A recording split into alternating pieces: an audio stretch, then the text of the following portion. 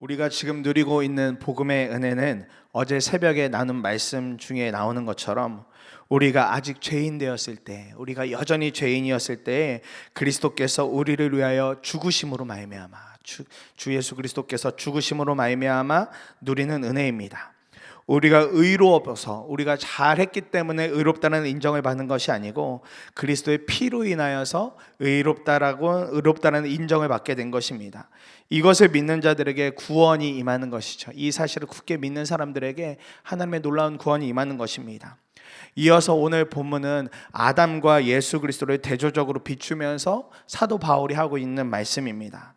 여전히 유대인들 중에는 자신들은 선민이고 자신들은 율법을 받은 사람들이고 그렇기 때문에 자신들은 좀 다른 사람들과 다르다, 특별하다라는 생각을 가지고 있는 사람들, 그런 의식에 사로잡혀 있는 사람들이 있었습니다.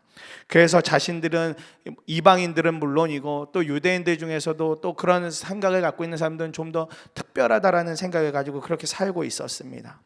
그러나 사도 바울은 한 사람으로 들어온 죄, 한 사람으로 인하여 들어온 죄, 그 한 사람 아담을 말하면서 그 한 사람으로부터 들어온 죄를, 죄 때문에 유대인은 물론이고 이방인까지 포함한 모든 사람이 그 죄를 지었기 때문에 죽음이 모든 사람에게 임한 것이다 라고 그렇게 이야기하고 있습니다. 한 사람으로부터 들어온 그 죄 때문에 유대인이고 이방인이고 할 것 없이 모든 사람 다 동일하게 죄를 지은 사람이다, 그렇게 말씀을 합니다. 이러한 우리에게 하나님이 주신 놀라운 선물이 있습니다. 오늘 그것을 우리가 붙잡고 함께 이 아침에 간절한 마음으로 기도하기를 원합니다. 처음으로 기도하고 싶은 것은 죄보다 더욱더 큰 은혜를 바라보게 하소서입니다. 죄보다 더욱더 큰 은혜를 하나님이 우리에게 주셨다라는 것입니다. 15절과 16절에 보면 그러나 하나님께서 은혜를 베푸실 때에 생긴 일은 아담 한 사람이 범죄했을 때에 생긴 일과 같지 않습니다. 한 사람의 범죄로 많은 사람이 죽었으나 하나님의 은혜와 예수 그리스도 한 사람의 은혜로 말미암은 선물은 많은 사람에게 더욱더 넘쳐나게 되었습니다. 또한 하나님께서 주시는 선물은 한 사람의 범죄의 결과와 같지 않습니다. 한 범죄에서는 심판이 뒤따라와서 유죄 판결이 내려졌습니다마는 많은 범죄에서는 은혜가 뒤따라와서 무죄 선언이 내려졌습니다 말씀하고 있습니다. 아담이 지은 죄는 오늘 우리가 말하고 있는 어떤 그런 죄의 제목들, 그런 죄가 아닙니다. 본문에 등장하고 있는 이 죄를 이야기할 때 보통은 하마르티아라는 말을, 이 원어를 가지고 말을 합니다. 이 하마르티아라는 말의 뜻은 그냥 죄, 위반, 이런 의미를 가지고 있습니다. 그런데 이것의 어원격이 되는 하마르타노라는 단어를 본다면 관역을 맞추지 못했다, 그래서 점수를 받지 못했다, 이런 의미를 가지고 있습니다. 죄에는 또 다른 이런 의미가 있는 것이죠. 우리가 어떤 양궁이나 사격 같은 경기 보다 보면 점수를 얻을 수 있는 방법이 매우 단순하죠. 저 멀리에 있는 관역을 향해서 활이나 총을 쏴서 그 관역 점수판에 잘 갖다 맞추면 그때부터 점수를 이렇게 가져오게 됩니다. 그렇게 해서 점수를 잘 쌓아가게 된다면, 관역에 잘 맞추게 된다면 문제될 게 전혀 없지요. 그런데 만약에 그 관역이 있음에도 불구하고 그 관역에 대고 맞추지 못하고 빗나가게 된다면 그것은 분명하게 문제가 있는 것입니다. 저 멀리에 분명히 맞추라고 있는 관역판에 하나도 맞추지 못하고 빗나가게 된다면 문제가 있는 것이죠. 쏘는 사람에게 문제가 있든지 아니면 그 다루고 있는 활이나 또 총에 여러 문제가 있든지 잘못된 무언가가 있는 것입니다. 군대에 있을 때 사격을 하려고 하면 보통 많이 듣는 이야기가 관역을 잘 보라고 합니다. 매우 당연한 이야기죠. 관역을 잘 보고 또 무엇보다 총구를 함부로 들거나 돌리지 말라고 합니다. 더군다나 총을 뒤로 돌릴 생각은 꿈에도 하지 말아라 합니다. 그건 아주 큰 사고가 날 수 있는 일이거든요. 만약에 그럼에도 불구하고 총구를 막 돌리거나 막 총구를 들려고 하는 사람이 있다면 이거 정말 심각한 문제가 있다고 판단을 하게 됩니다. 그런 사람은 사격시키지 않아요. 따로 불러냅니다. 그렇게 하면 사격을 정상적으로 할 수 없을 뿐만 아니라 그런 날은 분명하게 사고가 나게 되어지거든요. 그렇게 아무튼 여러 부산한 마음을 갖고 있는 사람이 사격을 한다고 해도 절대 관역에 또 맞출 수도 없습니다. 이미 그 마음이 너무 부산하고 집중을 못하고 있기 때문에 다 비껴나가죠. 죄가 바로 이와 같은 것입니다.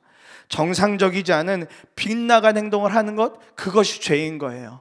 관역에 정확히 총을 쏴야 되는데 그러지 못하는 행동, 빗나가는 행동, 이것이 우리에게 죄라는 것입니다. 아담의 죄는 하나님의 말씀을 비껴나가는 행동이었습니다. 하나님이 시키시는 대로 살아가는 것이 아니라 본인이 판단한 대로, 본인이 생각한 대로 행동을 했죠. 이것이 관역을 비껴나갔던 행동이었던 겁니다. 그것이 죄라고 하나님은 말씀하고 계시는 거고요. 본래 이렇게 잘못된 행동을 하면 그에 따라 우리는 그 잘못한 것에 대해서 대가를 치르게 되어져 있습니다. 잘못했다, 실수했다, 죄를 저질렀다, 그러면 당연히 그에 대한 마땅한 대가, 때로는 형벌을 받게 되어져 있죠. 좀 부끄러운 고백을 하려고 합니다. 저희 가족도 모르는 저만의 흑역사가 하나 있어요. 군대에서 훈련소에 있을 때 첫 번째 사격하던 날을 지금도 저는 잊을 수가 없습니다. 왜냐하면 그날 저는 한 발도 관역에 맞추질 못했거든요. 첫 번째 사격하는 날. 본래 총을 쏘게 되면 이렇게 엎드려서 쏘거나 뭐 어떤 자세로 쏘더라도 이렇게 총구 끝에 있는 이 가늠쇠라는 동그란 부분, 그 안에 맞춰야 될 대상을 잘 잡아놓고 총을 쏴야 되는데, 그날 얼마나 긴장을 했던지 이 동그라미가 아니라 동그라미 위에다가 자꾸 관역을 맞춰놓고 목표물을 향해서 20발을 쏜 거예요. 근데 신기하죠. 한 발 정도는 맞아줄 줄 알았는데 한 발도 맞지 않고 20발이 다 빗나갔습니다. 나중에 이렇게 사격 마치고 내려왔는데 소대장님이 눈이 동그랗게 떠가지고 너 어떻게 한 발도 못 맞출 수 있냐고. 그러고 나가서 제가 뭘 했을까요? 얼차려 신나게 받았습니다. 오리걸음으로 갔고 정신 못 차렸다고 엎드려 뻗쳐도 하고, 그러면서 제 잘못한 행동에 대한, 잘못한 일에 대한 대가를 그렇게 치렀어요. 그런데 오늘 우리가 삶 속에서 누리고 있는 은혜는 무엇이냐면, 그렇게 빗나가고 잘못 쏘고 여러 잘못한 죄들 가운데 살아가는 우리가 누리고 있는 은혜가 무엇이냐면, 예수 그리스도가 우리 안에 오셔서 죽음이라는 형벌을 벗어나게 해주셨다는 거예요. 죄의 삭은 사망이라고 원래 되어져 있죠. 죄의 삭은 사망이라고 분명 알고 있습니다. 그런데 죄의 삭은 사망이 아니라 예수 그리스도가 오심으로 말미암아 그것을 생명으로 바꿔 주셨다는 겁니다.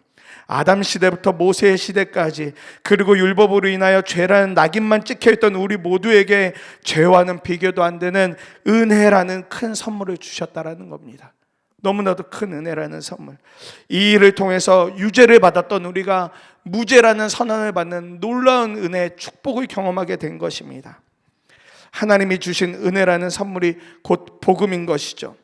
죽음이라는 형벌 앞에 놓여져 있던 우리가 완전히 자유하게 된 거예요. 죽어야 마땅했던 우리가 자유하게 되고 생명을 얻게 되었습니다. 하나님의 가장 완벽한 선물 은혜라는 책에 보면 우리 자신이 누리고 있는 은혜에 대해서 예수님과 자리를 바꾼 바라바를 빗대어 하는 이야기가 이 책에 등장을 합니다. 내용이 이렇습니다. 우리는 자신의 정체성에 대해 알고 난 후에야 은혜의 진가를 알게 될 것이다. 우리는 반역자들이다. 우리는 바라바들이다. 우리는 죽어 마땅하다. 두려움, 상처, 증오가 쌓여 두꺼워진 감방의 사면벽이 우리를 가두고 있다. 우리는 악취로 코를 찌르는 선택과 하늘을 찌르는 교만으로 얼룩진 과거라는 옥에 갇혀 있다. 유죄 판결은 이미 내려졌다. 우리는 더러운 감방 바닥에 주저앉아 마지막 순간을 기다리고 있다. 사형 집행인의 발소리가 벽돌로 지은 복도를 울린다. 문이 열리는 소리가 났으나 우리는 무릎에 얼굴을 박은 채 들지도 못한다. 입을 연 그가 무슨 말인가를 꺼내지만 우리는 바닥만 바라본다. 우리는 그가 무슨 말을 할지 알고 있다. 네가 이제 죗값을 치를 시간이다. 그런데 그 말이 아니다. 석방이다. 너를 대신해 예수가 잡혔다. 석방이다. 너를 대신해서 예수가 잡혔다. 옥문이 활짝 열리고 간수가 그렇게 소리친다. 나가. 이제 너 나가라고. 우리는 반짝이는 아침 햇살을 받으며 밖으로 나간다. 족쇄가 풀리면 사면 조치가 내려졌다. 무슨 일일까? 무슨 일일까? 우리에게 은혜가 임했다. 그리스도가 당신의 죄를 치우셨다. 어디로 가지고 가셨나? 갈보리라는 언덕 위로, 로마인들의 못, 사람들의 조롱, 날카로운 창뿐만 아니라 하나님의 진노를 받으셔야 했던 곳으로. 이런 대목의 글이 있습니다. 여러분, 바라바가 큰 죄를 짓고 원래 감옥에 갇혀 있었죠. 그런데 그런 바라바와 예수를 바꾸라고 사람들이 소리쳤습니다. 군중들이 소리쳤습니다. 그 일로 인하여서 정말 그 일이 벌어지고 말았죠. 바라바는 살게 되고 예수님이 오히려 감옥으로 들어가는, 그리고 죽음을 당하게 되는 일까지 다 감당하셨죠. 이것이 정말 큰 은혜라는 것입니다. 저와 여러분들이 죽음 가운데 감옥에 있어야 될 자들이었는데 예수 그리스도께서 그 자리를 맞바꿔 주신 것입니다. 죄의 자리, 죽음에 있던 우리의 자리를 맞바꿔 주신 주님의 은혜는 하나님이 우리를 위해 주신 놀라운 선물입니다.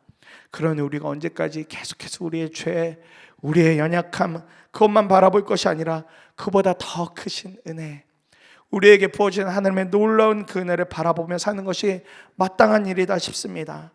하나님이 베푸신 이 선물을 붙잡고 오늘도 우리가 함께 힘을 얻고 그렇게 주님과 함께 살아갈 수 있기를 간절한 마음으로 축복합니다. 두 번째로 기도하고 싶은 것은 생명이신 주님에 대한 소망이 흔들림 없게 해달라는 것입니다. 생명이신 주님을 붙들고 흔들림 없는 소망으로 살게 하소서. 17절과 21절에 보면 아담 한 사람의 범죄 때문에 그 한 사람으로 말미암아 죽음이 왕노릇하게 되었다면 넘치는 은혜와 의의 선물을 받는 사람들은 예수 그리스도 한 분으로 말미암아 생명 안에서 왕노릇하게 되리라는 것은 더욱더 확실합니다.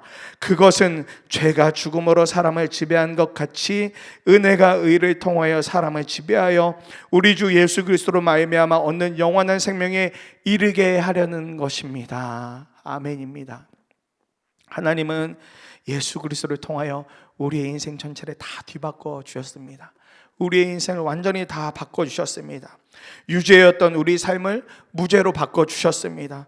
이것은 죽음이 왕노릇하던 우리의 삶을 생명이 왕노릇하는 삶으로 바꿔주신 놀라운 은혜입니다. 죄의 지배를 받던 우리가 이제는 영원한 생명을 누리게 해주신 것이죠. 예수님을 믿기로 고백한 우리에게 영원한 생명이라는 놀라운 은혜를 하나님이 우리에게 또다시 선물처럼 주신 것입니다. 그러나 여전히 우리의 연약함은 우리가 받은 이 은혜를 여전히 내 것으로 붙들지 못하고 내 것으로 소유하지 못하고 살 때가 너무 많다라는 것입니다. 죄에 넘어지거나 아니면 삶에서 다가오는 여러 고난들 앞에서 마주하다 보면 여전히 내 삶은 생명의 지배가 아니라 죽음의 지배에 받는 것 같고 죄의 지배를 받는 듯한 착각을 하며 살아갈 때가 있다는 겁니다. 사단은 이것을 아주 교묘하게 이용해서 우리의 마음에 대고 계속해서 그 마음을 나누고 흔들고 복잡하게 만들죠. 그래서 우리가 구원받지 못한 것처럼, 우리에게 영원한 생명이 없는 것처럼, 우리에게 아무런 소망이 없는 것처럼 그렇게 사단은 계속해서 우리의 마음을 흔들어 놓습니다. 그러면 여지없이 무너지고 여지없이 나가 떨어지게 되죠. 안 되는 거구나, 안 됐구나, 더 하나님 앞에 설 수도 없는 거구나, 이런 마음을 가질 때까지 사단은 계속해서 우리의 마음을 흔들죠.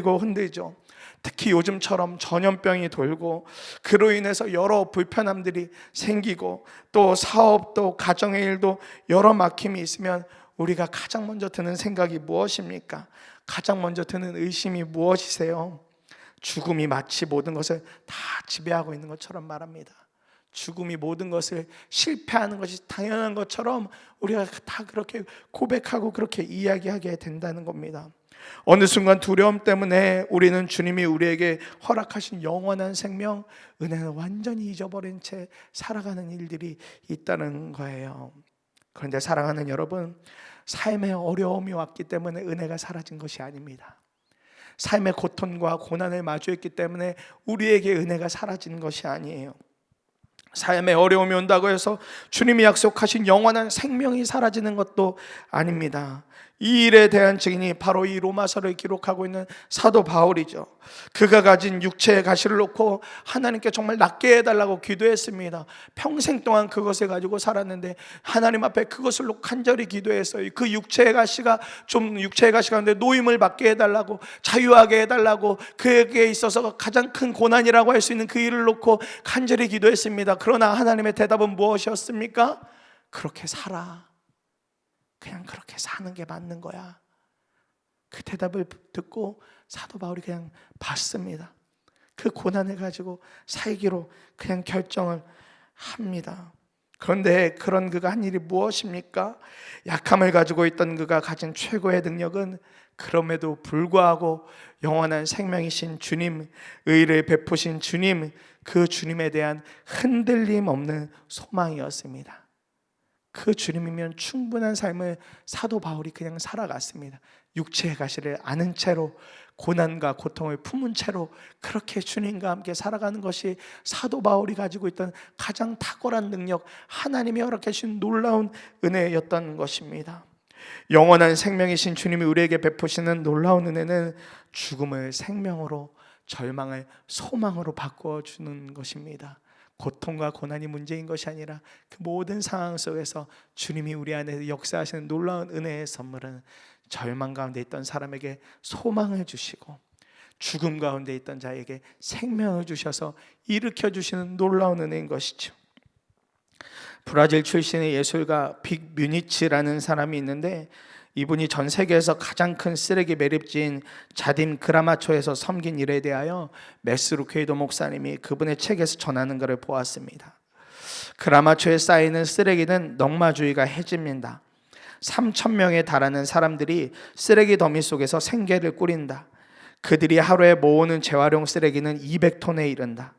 끝없이 이어지는 트럭을 쫓아 쓰레기 산을 오르내리면서 재활용 쓰레기를 수집한 뒤 플라스틱 병, 파이프, 철사, 종이를 분류해서 매립지 가장자리에서 기다리고 있는 도매상들에게 판다. 쓰레기 매립지에서 그나마 또 쓸만한 거 찾아서 주변에 기다리고 있던 사람들에게 파는 삶을 이 쓰레기 매립지에 살아가는 3천여 명의 사람들이 하고 있다는 거예요.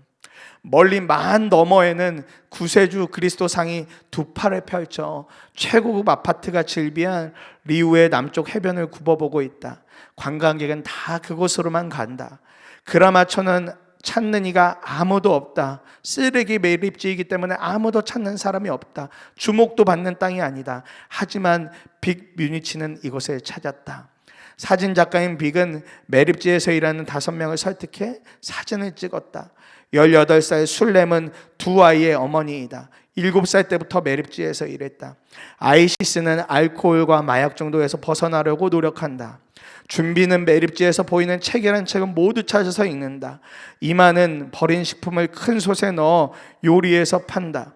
티아오는 매립지에서 일하는 사람들을 모아 조합을 만들었다. 뮤니치는 그들의 얼굴을 찍은 사진을 농구장 크기로 확대했다.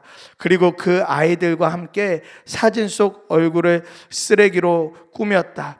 이 매립지에 사는 아이들이 부모가 되는 일들은 그 안에서 여러 어려움들을 당하기 때문에 그런 거예요. 그러니까 18살, 17살이면 아이의 엄마가 되고 그냥 뭐 아이를 그렇게 가진 채로 살고 있는, 그러니까 이 빅 뮤니치의 눈에는 여전히 그들이 아이인 거죠. 그 5명의 아이를 사진을 찍고 그 5명의 아이들과 작업을 하기 시작한 거예요. 어떤 작업이었냐면 그 아이들과 함께 사진 속 얼굴을 쓰레기로 꾸미기 시작한 것입니다. 병뚜껑은 눈썹이 되었다. 종이 상자는 턱으로 변했다. 고무 타이어는 그림자 부분에 넣었다. 차츰 쓰레기 속에서 형상이 드러났다. 뮤니치는 9m 정도 높은 곳에 올라가서 새로운 사진을 찍었다. 무슨 일이 생겼을까? 브라질 역사상 두 번째로 입장객이 많았던 사진 전시회, 피카소 전시회에 버금가는 전시회였다. 뮤니치는 매립지 노동자 조합에 수익 전액을 기부했다. 그는 크라마초를 은혜로 대했다. 그곳에 아무런 소망이 없는 쓰레기 매립지였던 그 땅 가운데 이 빅이라는 사람이 들어가서 한 일은 그곳에 있던 아이들의 사진을 크게 찍고 그 아이들의 얼굴을 이 쓰레기에 있던 그 재활용품을 가지고 다시 꾸민 거예요. 그리고 다시 높은 곳에 가서 그걸 다시 재촬영해서 그 아름다운 예술품으로 그렇게 바꿔준 것입니다. 아주 큰 사이즈의 예술품으로 바꿔줬던 거예요. 소망 없이 살아가던 사람들, 소망 없이 살아가던 이 아이들에게 꿈을 주고 생명이 무엇인지를 알 수 있도록 이 빅이라는 사람이 이 지역에 있는 아이들에게 여러 가지 은혜를 함께 나눈 것입니다. 그러면서 결론의 이야기가 은혜가 이런 일을 한다. 하나님이 이런 일을 하신다. 은혜는 불꽃이 있는 눈으로 당신의 세계를 찾아와 거절하기 어려운 제안을 하시는 하나님이시다. 잠시 가만히 앉아있으렴. 너의 쓰레기 더미로 내가 놀라운 일을 하는 걸 잘 보렴. 잠시 가만히 있으렴. 너의 쓰레기 더미로 놀라운 일을 하는 것을 보렴. 제가 이 마지막 이 글을 읽는데 마치 주님이 저에게 하시는 말씀 같았어요. 잠깐 앉아 있어봐. 너의 인생이 아무리 쓰레기 같고 너의 인생이 여러 가지 연약함이 있고 어려워도 내가 놀라운 일을 하는 걸 잘 봐봐. 그런 메시지로 저에게 다가오더라고요. 어쩌면 생명력 없이 쓰레기와 같은 더럽고 추한 것으로 끝날 것 같은 우리 인생에 하나님이 놀라운 일을 행하셨는데 그것은 생명을 부어주시는 일이었습니다. 죽음 가운데로 가고 있던 우리, 생명력이라고는 전혀 찾아볼 수 없었던 우리, 어쩌면 이 쓰레기의 매립지에 있던 그것보다 더 추하고 더 냄새나고 더 더러운 우리를 향해 주님이 행하신 놀라운 일은 생명을 부어주신 것입니다. 죽음이 생명으로 바뀌어 왕노릇하게 하시고 죄의 지배가 아니라 생명이신 주님의 지배를 받게 된 자들이 바로 우리입니다. 그 놀라운 은혜를 받은 자들이 우리입니다. 그러니 우리에게 영원한 생명을 주신 주님에 대한 소망이 흔들림이 없어야 하겠습니다. 그 소망이 우리를 살리며 영원한 생명 가운데로 더 깊이 이끌고 가는 것을 우리가 이 아침에 함께 붙들기를 간절히 소망합니다. 말씀을 마무리합니다. 하나님은 우리에게 복음이신 예수님을 보내셔서 죄보다 더 큰 은혜가 있는 것이 있다는 것을 알게 하셨습니다. 우리가 유죄에서 무죄로 신분이 바뀐 자들입니다. 이런 우리에게 하나님은 영원한 생명의 길을 보이셨습니다. 생명이신 주님에 대한 소망이 흔들리지 않고 사는 것이야말로 하나님의 선물을 받은 자로서 은혜를 누리는 자들이다 싶습니다. 이번 한 주 우리가 주님이 하셨습니다 라는 주제를 가지고 함께 새벽마다 말씀을 나눴습니다. 의롭지 않은 우리에게 하나님께서 하나님의 의로 우리 역시도 의롭다라고 그렇게 말씀해 주셨습니다. 여전히 약하고 여전히 연약한 우리에게, 여전히 죄인인 우리에게 주님은 계속해서 생명을 부어주시고 계속해서 그 약함도 이겨낼 수 있도록 주님께서 의롭다라고 하시면서 구원의 은혜를 베푸셨고 우리를 통해 하나님의 영광을 드러내고 계십니다. 그 주님이 우리에게 계속해서 말씀해 주십니다. 영원한 생명길 가운데로 가자. 구원의 길 가운데로 가자.